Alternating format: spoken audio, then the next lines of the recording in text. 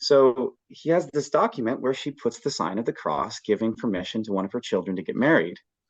And this is 1825 in Los Angeles. And you just think about this person's life, right? She was Yeah. living in this village. She was there when colonization started. She was there when the mission was founded, right? She was just a couple miles, down the coast.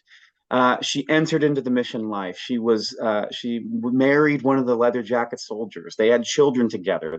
She lived in Los Angeles. I believe she lived through the like secularization. And you just, so that's just an example where I am propelled to write her story because that's an amazing story. I'm Damian Bassage. Welcome to California Frontier. I like the way, just in talking to you, that you seem to be, hey, I'm going to work with all of this, all of these people, all of these stories. Am I understanding that correctly? You are most definitely understanding that correctly. There are lots of reasons I think that people talk about these things. They kind of want to talk about things in terms of what was right, what was wrong. All of those are good levels of analysis, and who was wronged, and all. I think all of that's really important. There is a place, I think, for more voices that are geared towards, um, you know, the missions were complex places, like for instance. And what I love about doing this research is that the village sites, places that I know, that's like, we have the material leftovers and the material culture still there from these villages. We can go to the registers, the records of baptisms and marriages and burials at the missions, and we can connect the village name to the place. We can then study the very individuals who are living there, right? They were living in this space. And then you can start to kind of bring out their story. And the stories that start to come out are very complicated. These were not communities of just division, right? They may have started off to some extent that way, but the purpose of them was to really turn into kind of these well, I mean, it's just a fact. They were these extremely diverse communities. And that's one of the things I loved about writing the book with Sarah. Sarah is a polarizing guy in a lot of ways. Um, what I loved about Bob and Rosemary's approach is that they tried to bring out the person, who he was in the context of his times. And so they kind of, all that historiography, everything that's happened since, they're trying to get back to, let's really get to who this human being was. And I used that kind of basis in approaching this, writing about him. And what I found is even Sarah, who spent, probably a couple of months total where I live in near Mission San Juan Capistrano, in the area, he knew the people who were here. He knew these people. He had personal relationships with them. And that's what I was able to kind of eke out from the book. And you go, okay, there was an angle, right? For him, he's looking at this through the 18th century lens of a missionary whose purpose is to bring the people who are living here into kind of the Spanish program, right? And that is his angle. But on the other hand, the people who are going through that process are able to persevere through it. And there is together, even though it's not always pretty, and in fact, I can go into depth about how tumultuous the founding of Mission San Juan Capistrano was, especially in its early years. The fact is that community, that what they built is there today. And there is something about that I just don't want to lose sight of. That these people who came from incredibly different circumstances produced a place that you can still go to, that you can learn about their ways of life, that you can appreciate their different perspectives. And they built that together, right? So it's not to deny the things that have happened in the past, the ugliness of a lot of these stories. And I write about a lot of them in the book. But it's to just try to remember that we all live in communities that have ugliness, that have, all sorts of different issues. This is a community where by studying it, you can see there's wisdom to be gained through the diversity that existed within these communities and their ability to persevere through. And we can still go to those. I mean, every one of the 21 California missions has something worth seeing, you know. And in addition to that, so do the pueblos, right? And so do the four presidios. There's something to be gleaned from all of this. So, it's, I think a lot of what's happened is there's in California history is taught in fourth grade. And so this has to be filtered into something that's accessible to fourth graders. Mhm.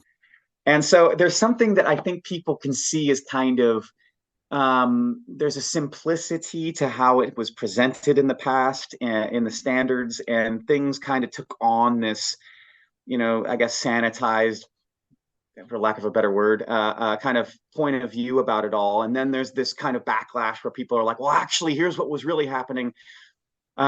All of that's true. What I would hope is that people who are really interested in this, people who are scholars who are really interested in learning about this, I think that there's so much of value there that the average person, if they really understood the complexity of these communities and how interesting the individual stories are, they would see a story that is beyond a pro or anti kind of point of view, and they'll see the story of communities and communities filled with diversity, that had all the ugliness that you can expect from that, but then also these moments of triumph and of collaboration and of compromise and of perseverance and all of these great things that, I mean, I couldn't help but be inspired by some of these individuals. I mean, they have amazing stories.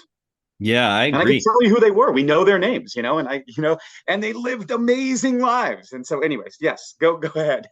No, I mean, yeah, it's really true. That's the thing that I love is digging up these stories of people. And whenever you get a person and you dig enough, you're going to get stories, and you're going to get interesting stories.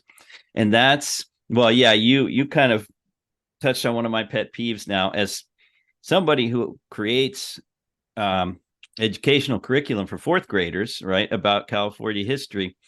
I really do feel that fourth grade is what's the word, that we need to teach California history, not just in fourth grade, but in high school.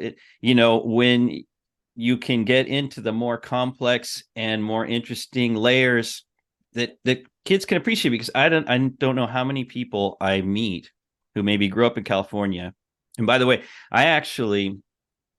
we moved up to the Pacific Northwest when I was in fourth grade. So I missed. Maybe that's So why you I'm missed so it. interested, just because I Well, missed you've that made up year. for it and then some. I mean, Exactly. How many people I've met who said, "Oh yeah, we studied the missions or we studied whatever in fourth grade," and it was like, yeah, been there, done that. We heard a little bit, and I'm not really interested, or I really feel like I don't know very much, and now I'm interested. So yeah, I feel like the whole history of California, especially with its connections all over the world and its deep connections, to the land, to the Eurasian continent, to Latin America, the native people who are still here or whose communities are still, all these kind of things. It's really hard to take all that in when well, you're it 10 years is. old, right? Or 9 years old. I couldn't agree more. The thing is, right, about all of this, right, is that there there is a simplicity that has to be kind of unpacked. Yeah. That when you really get down to it, right? I teach middle school, and so I get to add anecdotes, talking with students about different things. And one of my favorite things to kind of bring up, or to bring up that I do somewhat routinely, is one of the missionaries of Mission San Juan Capistrano, Father Jeronimo Boscana. He wrote an ethnological overview of the people who were living at the mission.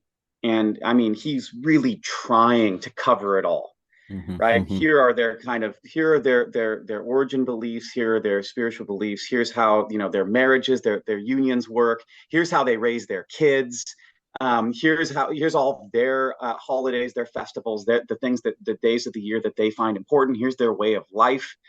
Um, Therein, right, you have so much material that my middle school students find so interesting, right, that I can I bring up. bet. I bet.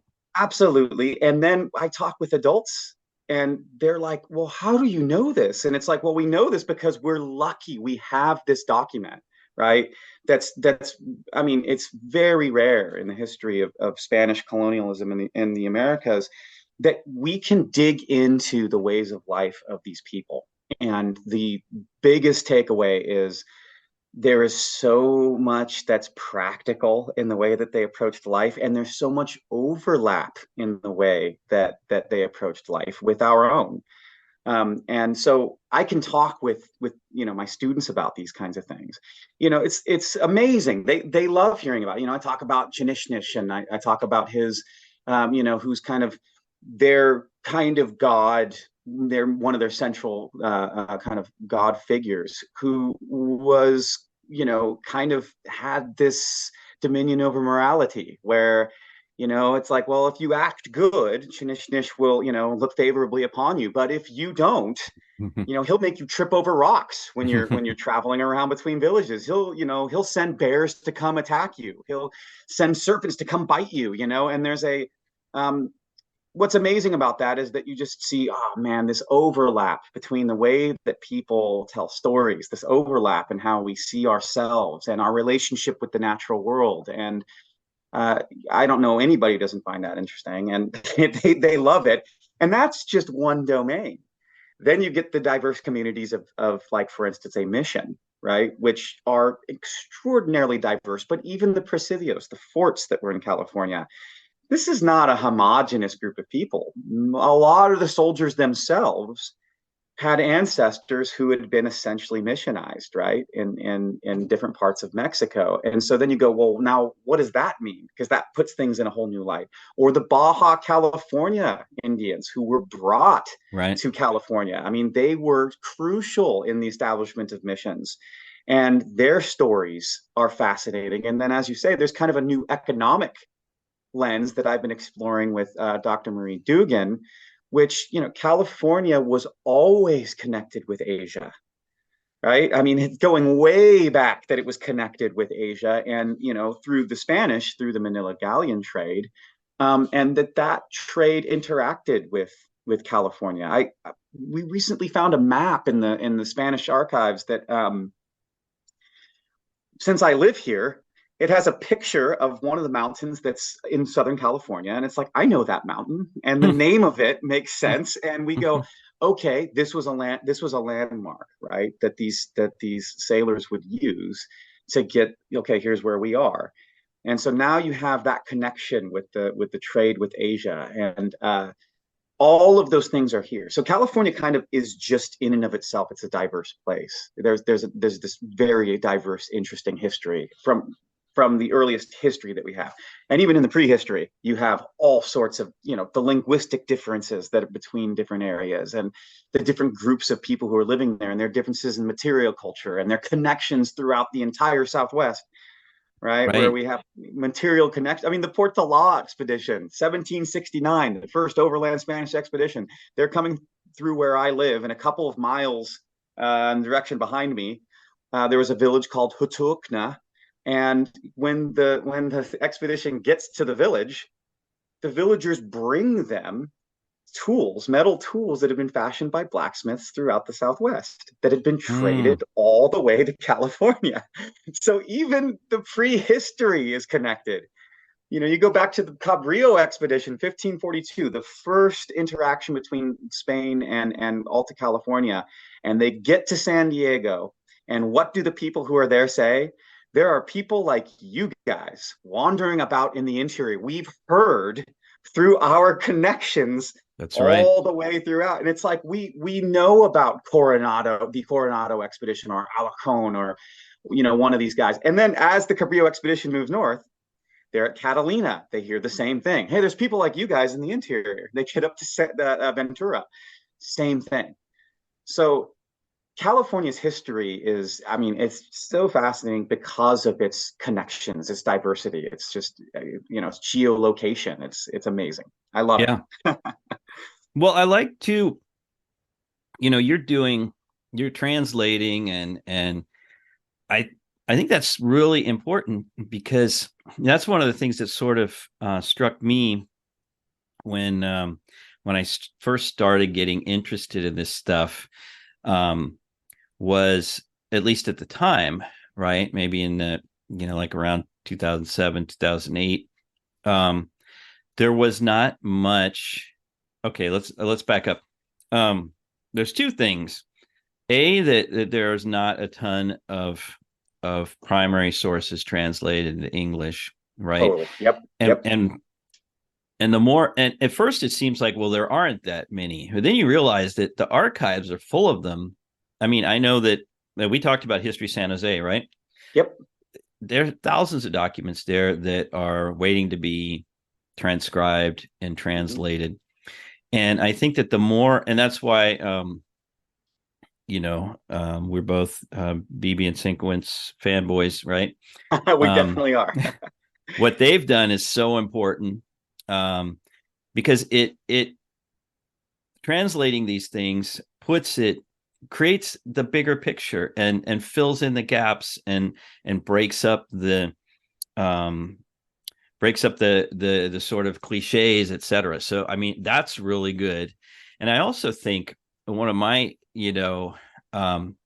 desires, and I hope that in time more of this will be able to come out, is actually, it's even harder to find primary source documents available in Spanish in printed, not printed, but you know what I mean, in edited form, because we're actually a little bit more fortunate. You can find more documents published, let's say, in translated into English than you can in Spanish, which is kind of, backwards. And that's another one of my projects and I've done a little bit with grad students in my classes, is to take these documents that are in the archives and transcribe them in Spanish. So if you're a Spanish speaker, you can read them in the primary language without having to, find the microfilm in the Bancroft or whatever. So I think that that's another, because California is full of Spanish speakers and readers, and I think that that's an untapped resource to be able to look at these documents in their original language as well, and sort of say, well, actually, this word in that context didn't really mean that. It meant, which is also important, right? Because sometimes these words used on the frontier in the north of the far north of New Spain had maybe a different meaning than they do today, or they maybe even did in the metropolis, right? So yeah. Oh, yeah, absolutely. And I totally agree. And collecting the Spanish sources has been something I've always tried to do. There's these great, there's a few of them. And I always try to get them because they're so hard to get a hold of. Like, for instance, Rivera y Moncada's diary that he kept while he was the military commander of Alta California after Fages in 1774 through 1776. That was published in Madrid in like 1965, but there's so few copies, and it's took me forever to get one. And then it's like, oh wow, we have this, or there's a million different examples. And kind of to your point, some of these translations were also done very early on. Like, you'll have stuff that goes back to the early 1900s, late 1800s, where there had been some interest in San Francisco or something with a centennial, or who knows. And they would they would put out some material that was translated, but then it's so important to be able to go back to the original Spanish document. And this is another thing Phil taught me is, I would go through like Bancroft's histories, his California history books. And they're kind of like, the bedrock for so much of this because, his access to materials. And Phil always used to say, he goes, remember, he was looking at all that stuff through a certain lens. Right. So you go back to the original Spanish source and read through it again. And, you will find new things. And I did. There was so much more. And in the book that I just put out with Sarah, there was, this is one of these things, right? There was the Kumeyaay revolt against Spanish colonists in San Diego in 1775, which occurred in part because there were a bunch of soldiers who were absent from the Presidio founding Mission San Juan Capistrano for the first time. After that revolt occurs, you have that San Juan Capistranos, okay, we're going to stop the founding and, we'll find out what happens. A year later, they refound it. But because of the revolt, the military was more on it in making reports about any rumors of potential conflicts or revolts. And so in the earliest history of the years of Mission San Juan Capistrano, we have reports more than we typically have within that time frame because of the fear of another revolt like the Kumeyaay revolt in 1775. But those have never been fully translated. Mm. And so they've been sitting in the Bancroft for 150 years. Wow. Right. And so getting them out, and it's like there would be kind of a quick summary that Bancroft has written in his books. But now it's like, well, what else is in there? And therein is all sorts of information. I was able to locate villages in the exact canyons where they came from, who are the people who were involved, match the people in the reports to the baptism and the marriage and the burial registers, and really start to tie together their familial ties and all of those kinds of things. But in doing so, I'm translating period Spanish. Right. So you're exactly right, because I would do a translation and I would send it to Rosemary Beebe and go, do I have this right? And there are some examples where she's like, that word meant something different then. Mm-hmm, mm-hmm. And, I think even one of the footnotes, I have, because, stories would hinge on these things, right? And it would be like, it's like, I remember one of the words was guapos, right? And it was, the idea was that, soldiers were being described as what I thought was good looking. That's what the word means in Spanish. And she pointed out at the time, it was mostly used to say that somebody was being brave. Mm-hmm. These kinds of things. And so it was like, oh, okay, I wouldn't know that, right? And so, yeah, I totally agree, Damian. And I really do hope that more of that work's done. It sounds like you're in part getting some of that done, which is amazing. I hope you continue to do it. Yeah, well, I found that my students, when they get into it, they really find it interesting. Also, especially if they come from,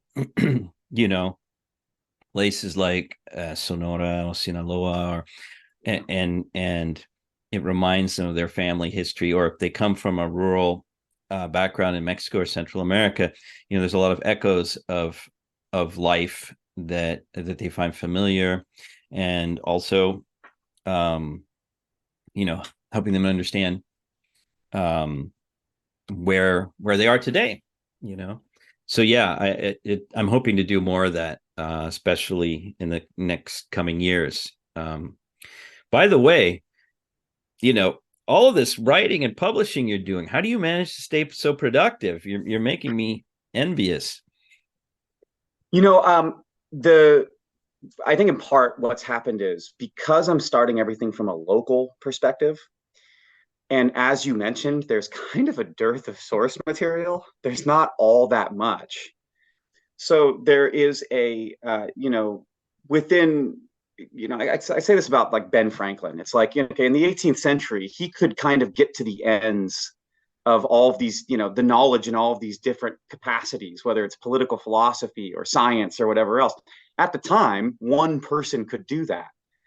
And when you're locally focused, you can do a little bit of all of these different kinds of research. And so I'm able to, I've been able to really get a grasp of what's out there locally. And although I read a lot about what's going on in these other missions and what's going on in these presidios and all these other areas, my sphere of knowledge is mostly local.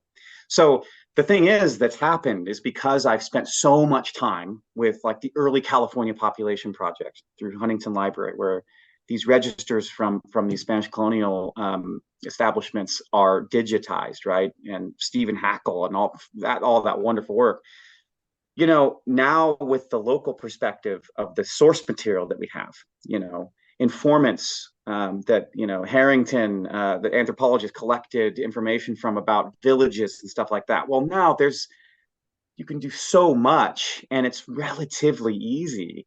So I keep hitting upon these stories that are like, well, I can write about that. I have enough to write an article about that, right? Or I have enough to write, this, about that. So I'm in part staying productive because of having a more local focus. I'm envious of people like you or Bob and Rosemary who can talk about things in a much larger context. Dr. Marie Dugan, because I was reading something she wrote, and she's talking about the economic development of California, and she's pulling source material from everywhere, and you're just like, where did you get the time to read all of this? But I think that stuff's harder to write in a sense when you're really hitting at the big layer levels. I just get to dig into those areas and use the wonderful secondary sources that exist to provide me enough context. Geiger could give me enough context about Sarah's, chronology of his life. And then Bob and Rosemary's book could give me enough about the insight of who Sarah was in his thinking. I combine those two things together and I have that overview. But I'm so thankful for those those historians and researchers, because then I can do these more local stories. So I think that's why. And then also I'm just I'm so propelled by the fun of it and the connections to people. There's so many great people. It's like I get to meet descendants of these villages. It's like, no way, I was writing about your ninth great grandfather. I mean, that will really put wind in your sails. It's like I'm friends now with one of the descendants of the Dominguez and the Yorba families. And he's such a great guy, and it's so great to talk about his ancestors. So how did that come about? So this is more these connections. The two of my friends who are do a lot with the Orange County Historical Society, who also were close to Phil, Chris Jepson and Stephanie George. Anything that comes to them, they send to me. So they connect me with people. And so they have been just the best at that. And they were like, hey, we know this guy who is connected to the mission, and you should go meet with him. And this is just this happens to me all the time. And then I meet with him and it's like, oh, wow, he has a huge amount of familial history and, source material that can be drawn from. And then that keeps you going. I mean, and I would imagine that for some people, they don't get excited about this stuff, but anybody making connections, I feel like there's something that's just rewarding about that. And, just as an example, right? Like I remember going through a bunch of documents, at my friend's place, and he's just random stuff. But one of the things he has is a matrimonial investigation for one of his ancestors back from 1825 in Los Angeles. And on that matrimonial investigation, I was looking at this going, I know who this is. She was living in a village called Uchme, which is now Las Flores. It's on Pendleton Base, which is down here, South Orange County, northern San Diego. And she married one of the Capistrano leather jacket soldiers. So she was a native person. Yep. She was a teenager when the Portola Law expedition came through. Oh, wow. So now let's think about her life. She was living in this place. We can go to where her village was, right, at Las Flores.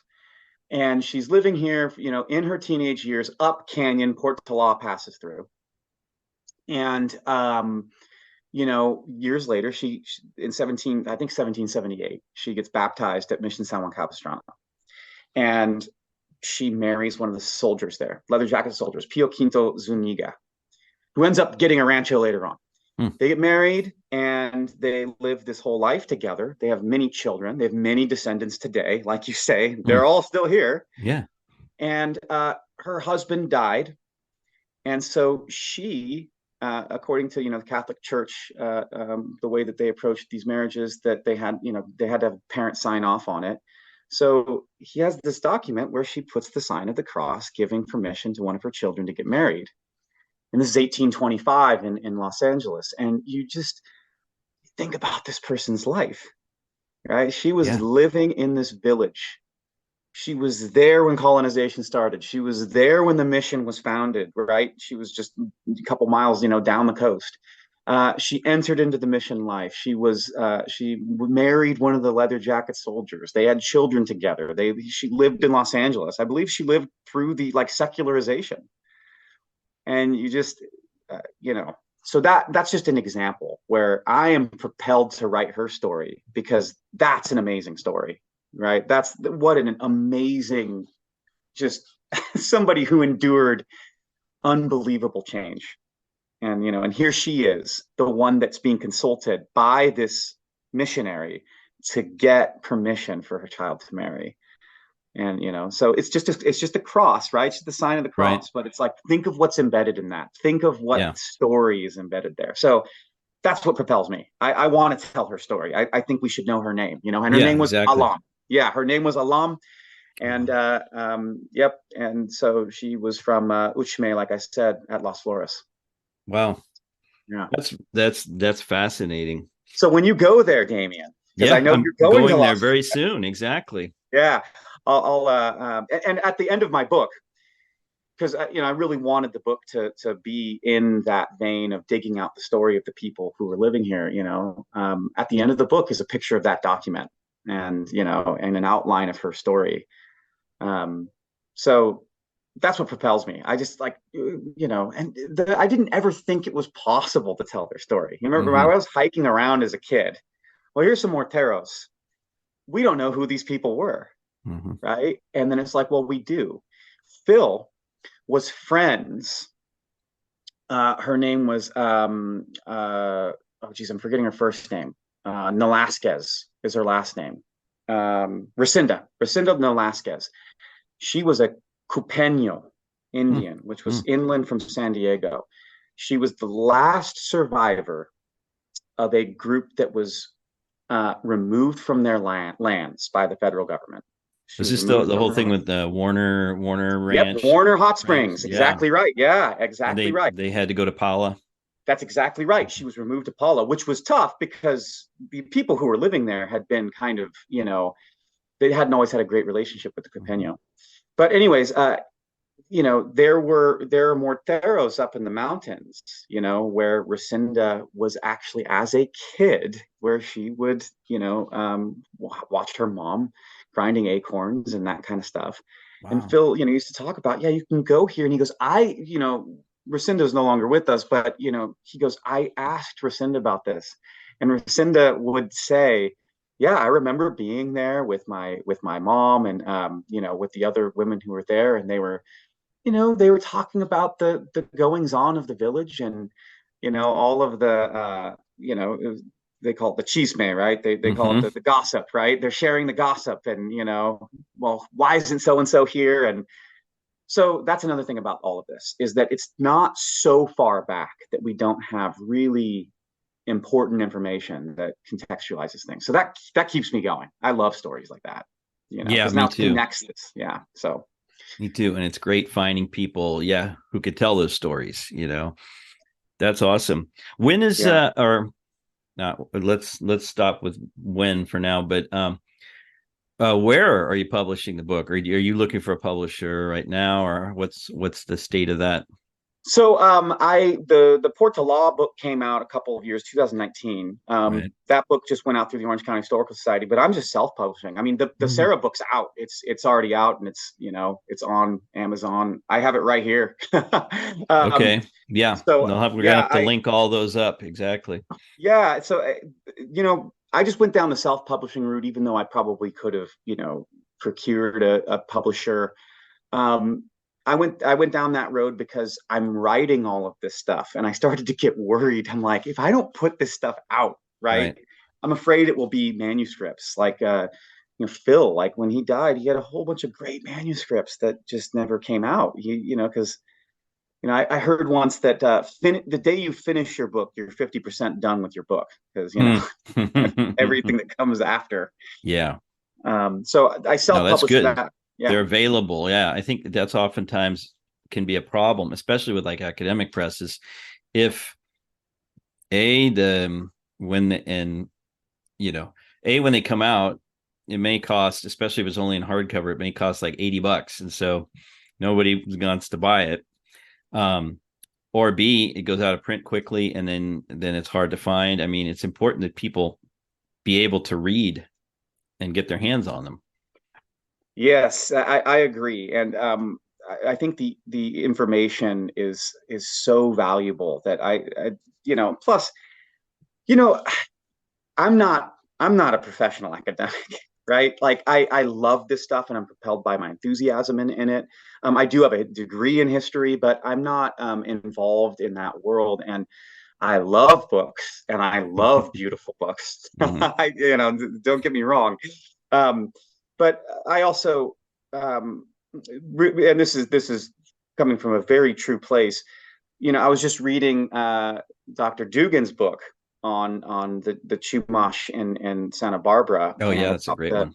yeah about that kind of like labor and the relationship between these different groups, and it's so well written and it's so great. I'm just like, okay, this is or I read Bob and Rosemary stuff and I'm like, Yeah. okay, or your stuff, which I know we in our last discussion. I mean, there is an art to be able to discuss, to synthesize out of all these kind of disparate sources something that is so accessible, right? And I've struggled with that because a lot of times you fall down you know well, because of this and because of this and because of this source way over here, you can put this together and then see, isn't this amazing? Right. And for somebody who isn't well versed in all of this, they're going to be like, whoa, can you just give me what's the story of the person? And Yeah.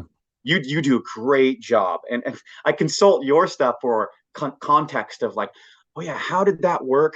Oh, uh, good. I appreciate like you that. did you That's did a great awesome. podcast on just the history of land ownership and how that Hmm. all transitioned. It was like, I was just listening to that in the car and going like, oh yeah, okay, cool, because I'm writing about something that has to do with that, right? And so it's like, Oh okay, yeah. now I have an overview that I can apply.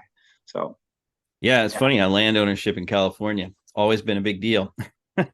never been Still smooth, is. has Right. it? Never been smooth. Well, Yeah, listen, the one thing before we go, yeah. you've been on TV. Just talk a little bit about your TV appearances. I noticed yeah, you were part of this documentary series. Yes, yes, that was it's called Lost LA, and it was great. The guy's name is escaping me now. It's Nathan. But the series was going over the history of Los Angeles, and it would have episodes that were thematic. And one of the themes were kind of like Los Angeles in the West. And this thing I mentioned earlier, Juan Flores and this bandit gang, Las Manias. Um, they part of it was about that. And up here in Orange County, two of the people who were in that gang, who got captured in the Santa Ana Mountains, arrested. They there's a big story behind it, but what ended up happening was the gang had split up. Flores and those guys had been taken to one of the local ranchos, the Yorba ranchos, and in the middle of the night they escaped.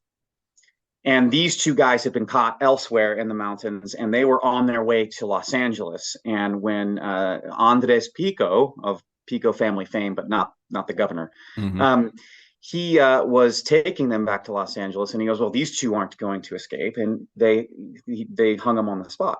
They Mm. hung him on a tree. Now Wow. there was a continuity. One of the rancheros who was out there in the early 1860s, this happened in 1857 that they were hung.